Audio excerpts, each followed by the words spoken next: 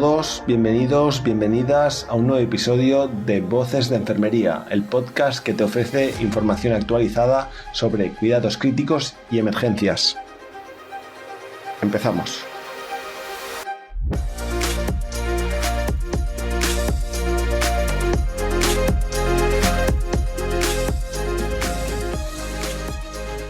Capítulo 8. Hoy vamos a hablar sobre la ventilación mecánica no invasiva, más conocida como la VMNI.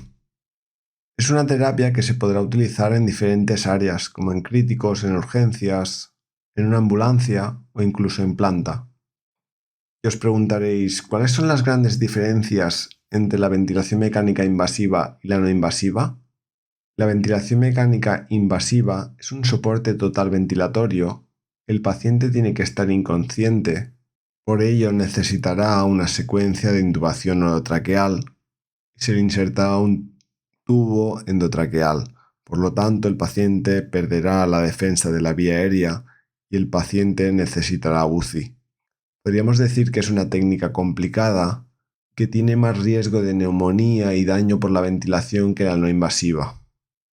Si hablamos un poco de la no invasiva, podríamos decir que el paciente necesita una respiración espontánea, o sea que el paciente esté consciente, y esta se aplica a través de una interfase.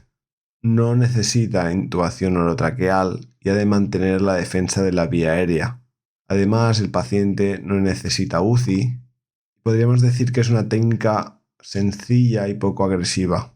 Y por último, podríamos decir que tiene menor daño asociado a la ventilación que la invasiva.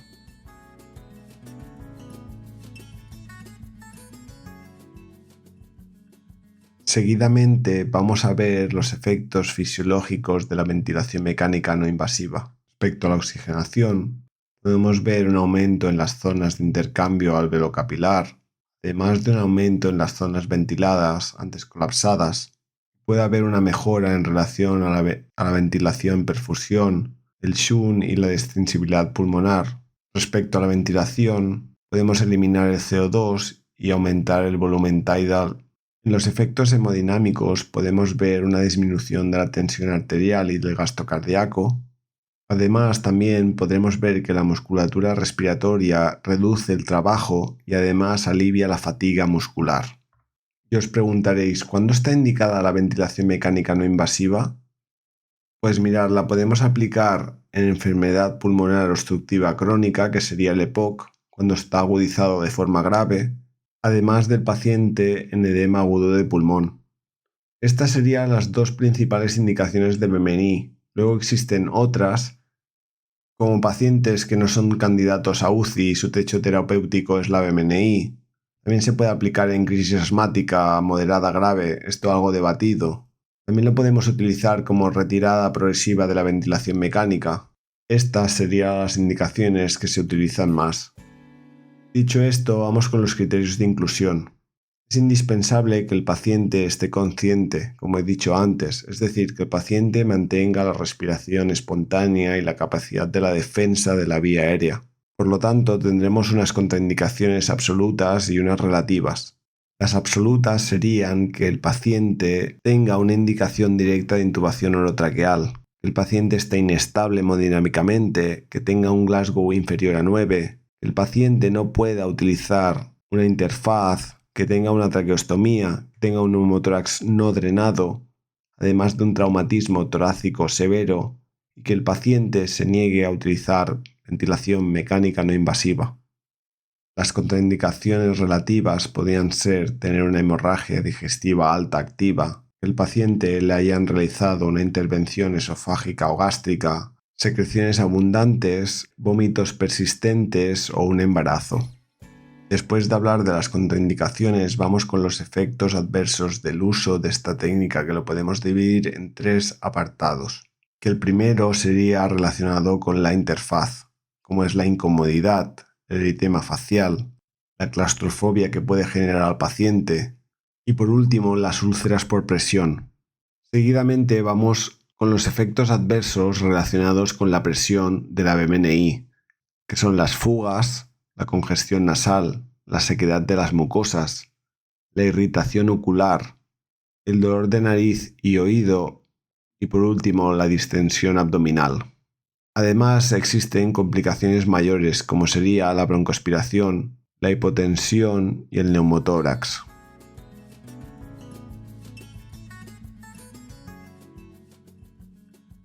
En la ventilación mecánica no invasiva existen dos modalidades ventilatorias que habitualmente se emplean en la asistencia de urgencia y de las emergencias. Serían la CPAP, sería la Continuous Positive Airway Pressure, que aplica un nivel de presión, o una PIP, que sería la presión positiva al final de la aspiración, durante todo el ciclo ventilatorio, mejorando la oxigenación. Y por otro lado tenemos la BiPAP, que sería la Bipositive Airway Pressure, que aplica doble nivel de presión positiva en la vía aérea. A la PIP se le añade una IPAP, sería la presión inspiratoria positiva. De esta manera mejora la oxigenación y la ventilación. Como sabéis, los ventiladores, que no respiradores, están continuamente evolucionando y elaborando nuevos modos de ventilación mecánica no invasiva. Sin embargo, todos se basan en los mismos conceptos, como sería un nivel de presión CPAP y dos niveles de presión BiPAP. Dicho esto, nos centramos ahora con las indicaciones de la CPAP.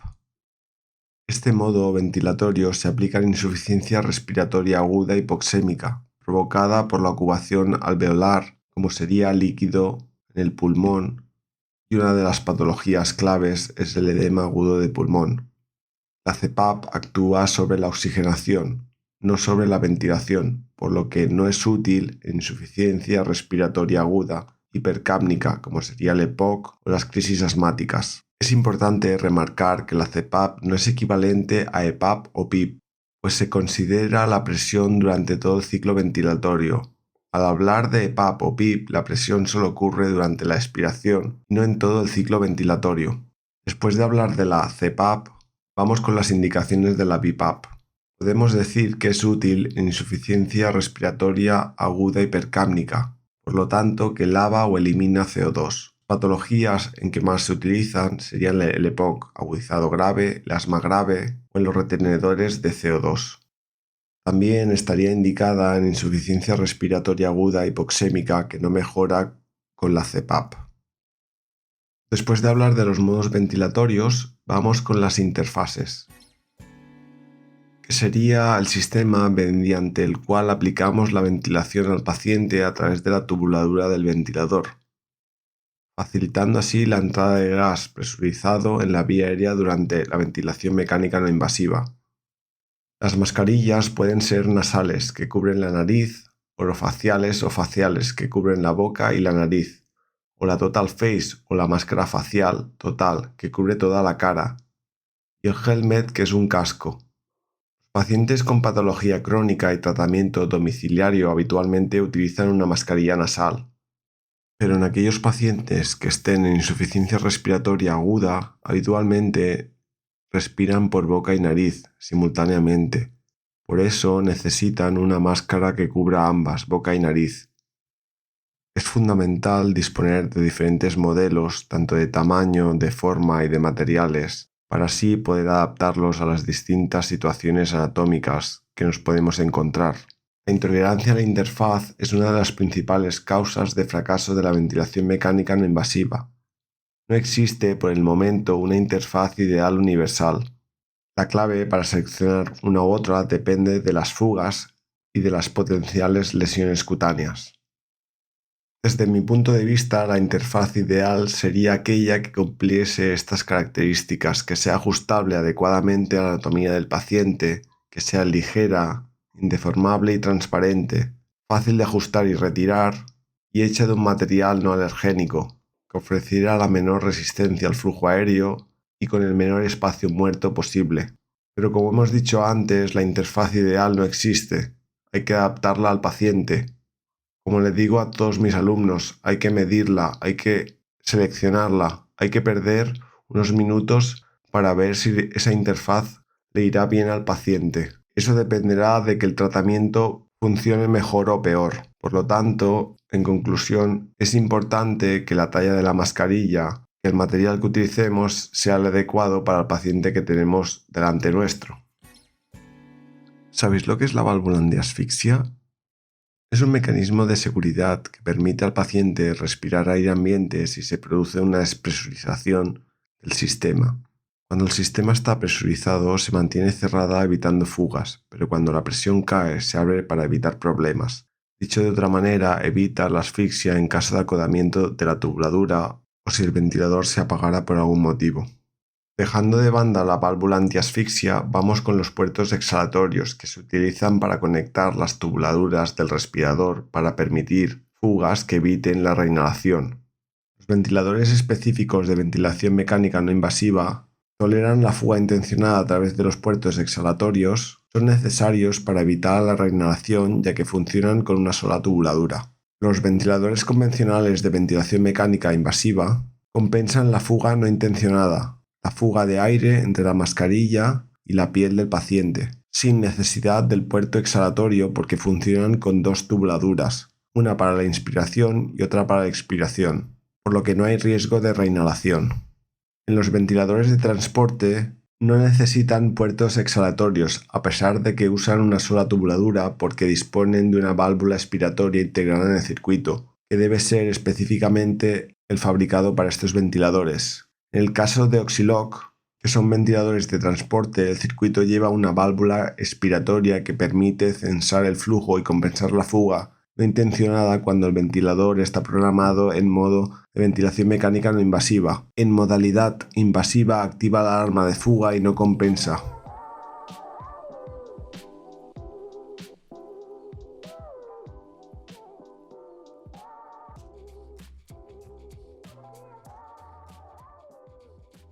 ¿Sabías que?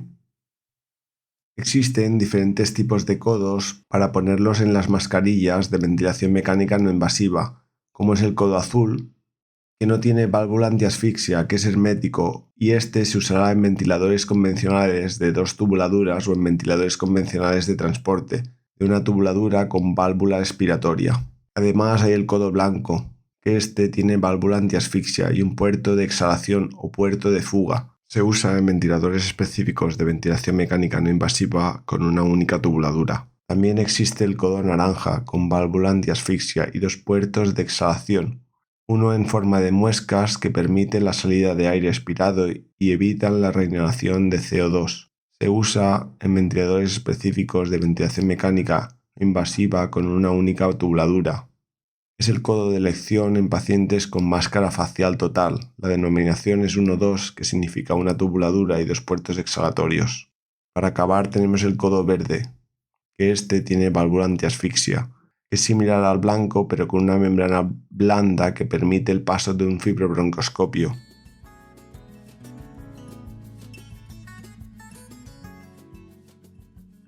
Ahora vamos a hablar de cómo medir el tamaño adecuado de la máscara. Si utilizamos una máscara facial, ¿cómo la medimos? La parte superior del almohadillado debe apoyarse cómodamente a la altura de la mitad de la frente por encima de las cejas. Por otro lado, la parte inferior del almohadillado debe apoyarse cómodamente debajo de la boca y por encima del mentón. La boca debería estar ligeramente abierta.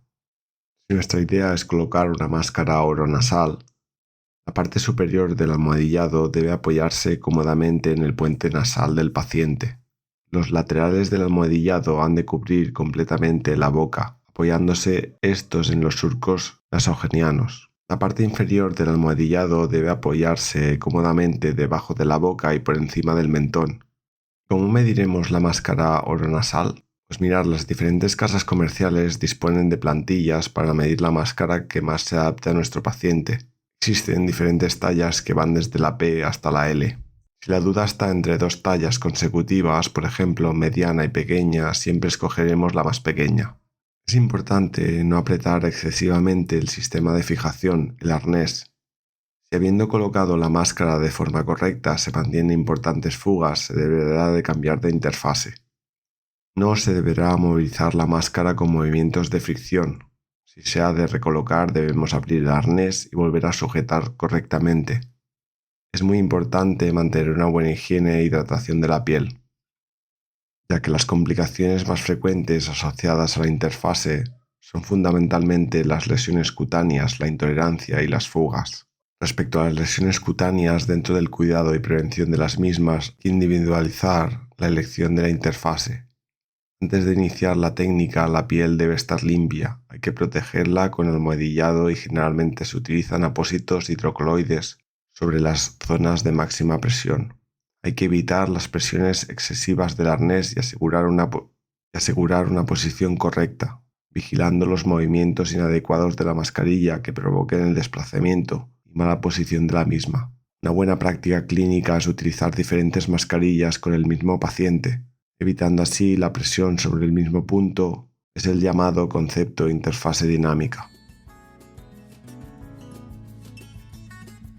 Para ir acabando, la actuación de enfermería es básica y fundamental a la hora de conseguir el éxito de la ventilación mecánica no invasiva, actuando sobre la confortabilidad y la confianza del paciente, así evitando o aliviando las incomodidades de la técnica y detectando precozmente los factores asociados al fracaso de la técnica.